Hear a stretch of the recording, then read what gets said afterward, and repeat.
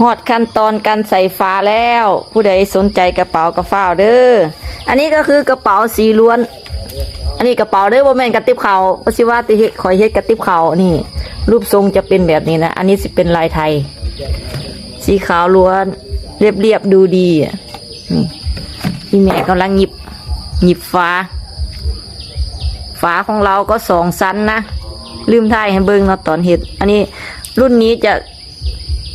อีกอย่างก็สีหนากว่ารุ่นแรกๆที่เฮ็ดความสวยเขาก็สวยกว่ารุ่นแรกๆ เราก็มีการพัฒนาสีล้วนเด้อเหลืออยู่อันนี้ก็เพิ่นจะจองไปแล้วใบหนึ่งแต่ว่าใบนี้ก็ยังว่างนี่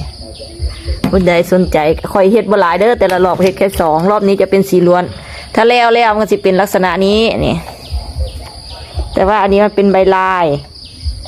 แต่ว่าใบนี้ก็มีเจ้าของแล้วล่ะนี่กำลังอยู่ขั้นตอนการใส่ฟ้ายิบค่อยๆเฮ็ดบรรจงทีละขั้นตอนงานของเราเป็นงานทำเองทุกชิ้นเฮ็ดเองสานเองขายเอง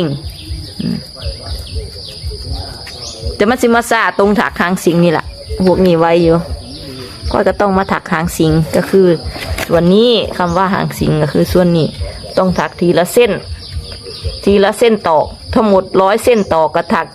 นั่งถักลบไปลบมาอยู่100 เทื่อ200พุ่นละพอลบไปลบมาเนาะผู้ใดสนใจก็ฟ้าวๆเด้อ